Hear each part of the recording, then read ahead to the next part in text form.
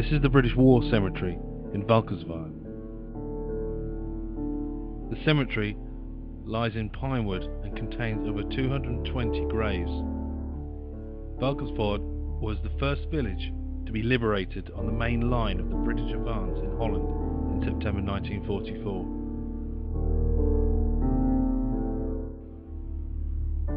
As a sign of possible desperate times during the fighting, we even found a soldier from the catering corps that had been killed in the battles.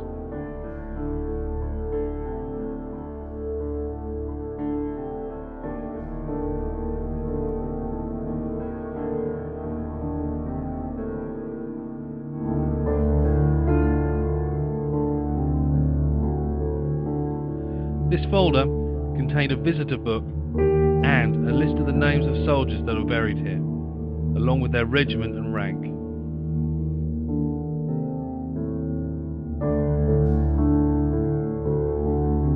We've seen many war cemeteries on our trip, but this was our first British cemetery, and it hit us all pretty hard.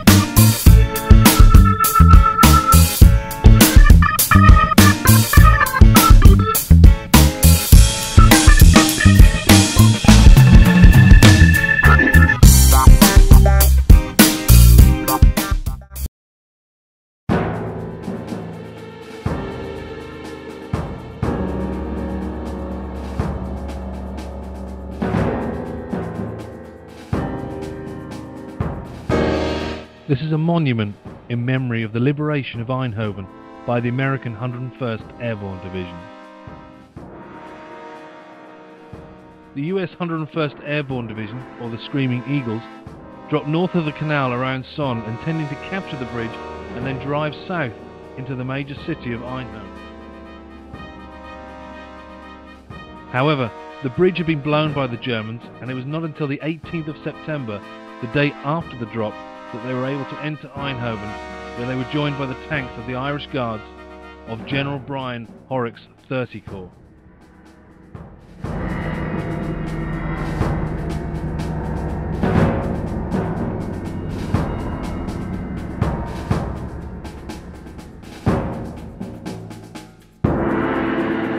We even recognised one of the names on the memorial, as it was featured very heavily in the miniseries Band of Brothers.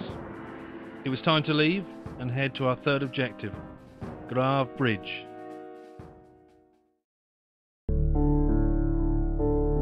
The bridge at Grave was captured by Lieutenant John S. Thompson and his platoon during a raid as part of Operation Market Garden. Thompson led his platoon in an attack against the nearby bridge, which was defended by German forces supplemented by two 20mm flak guns.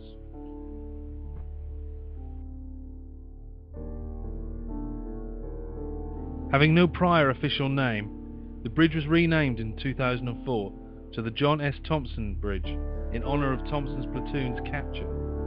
Many veterans of World War II, as well as Thompson's wife, attended the ceremony. We parked next to a bunker near the bridge. We later find out that this is a museum that is not yet opened. But in incredible surprise, the owners of the museum came to meet us in the Jeep and allow us entry to the museum before anyone else. This is the museum owner's son. He told us about the bunker, the bridge, and surrounding battles during Operation Market Garden. Like his father, he was passionate about the subject of World War II, especially the battles within his country. It was fascinating to hear his level of knowledge on the subject. Well, on the 17th of September, between 12 30 past 12 and 30 past 1, 11 Dakota C-47 planes came over and dropped Easy Company of the 504th Regiment over there near Velp. Right. 16 men from a platoon led by Lieutenant John S. Thompson. They landed over there 700 meters from the bridge. Wow. So he sent one guy back to be his runner, back to his CO, Captain Poik, that he was going to attack the bridge straight away. So he did that. He divided the group into 3 squads. 2 squads came directly onto the bridge, and one would flank it from the right. So those 2 came around. The flak gun on the casemate over there, on that structure, the 20 mm flak gun, fired at them when they approached. So he ordered a 30 caliber machine gun on the dike to fight covering fire, so they could wade across the river here, the small channel. When he did that, he went around the bunker, fired a couple of bazooka rounds at the flak gun. At this over there, Over there. It took out the crew, but not the gun itself. So when they took the casemate and everything, they went up and saw that 2nd Battalion over on the other side had a heavy battle and was under fire by German MG-42s and a flak gun as well. Wow. So American paratroopers were trained to use German flak guns and German weapons. So they immediately fired at the enemy. Oh, really? With their own guns. Took out the enemy flak gun and the MG. Wow. So the 2nd Battalion could move up. A couple of hours later, a reconnaissance jeep from 2nd Battalion drove across the bridge, made contact with Lieutenant Thompson, and that's the story how the bridge Wow, that's was fantastic. captured. Oh, brilliant. That's a fantastic story. Brilliant. And that's pretty much Well, it. thank you. No, brilliant. Thank you. We were Thank just you very about much. to read all that in the book. Yeah, that's it. That's brilliant. Save us. Because you knew where to point. That's it. Yeah.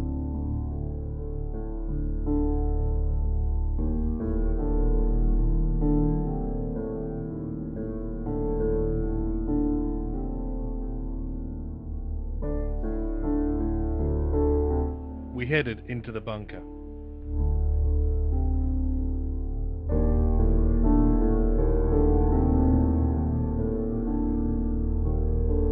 This bunker was actually built just before the war, as the Dutch were suspicious that the Germans were planning to invade.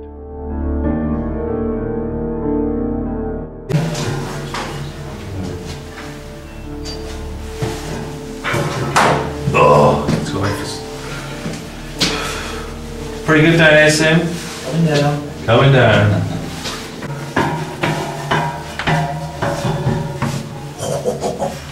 Look at this. Can you imagine the pretty lid down here? Don't we slept down? Well, you would do, wouldn't you? You'd hide as well. It smells damp as well, doesn't it?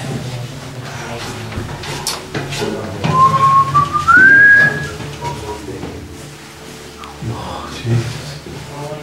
What a little find this was. You feel claustrophobic already, don't you? Yeah, but when that's all going above your head. So these pillboxes were manned by 9, was it? 9 mensen zaten hierin. By 9 police forces.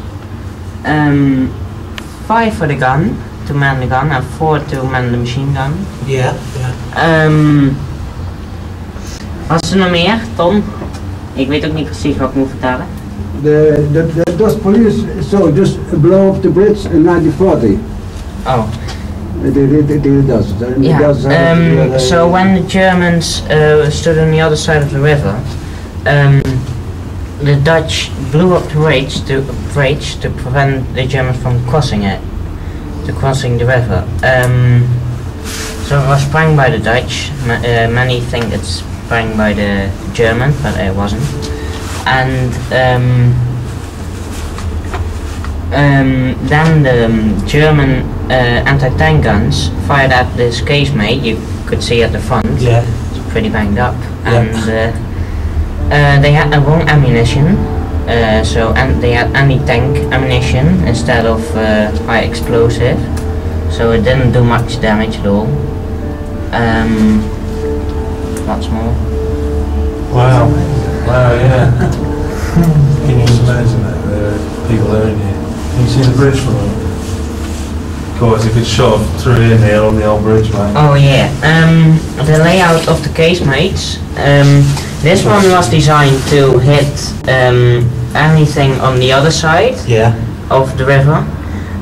If tanks or something still got through onto the river itself, the casemate over there, it's a bit hidden, could fire at things on the bridge itself. So it's literally.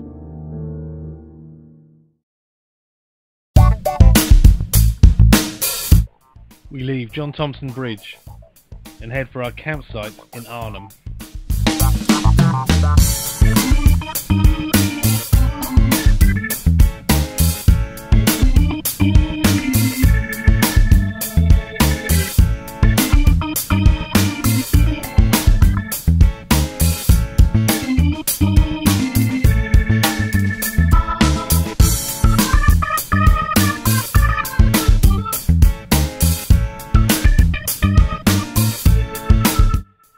We will remain at this campsite for the remainder of the challenge, and we will use it as a base camp in order to visit our other objectives, including John Frost Bridge in Arnhem.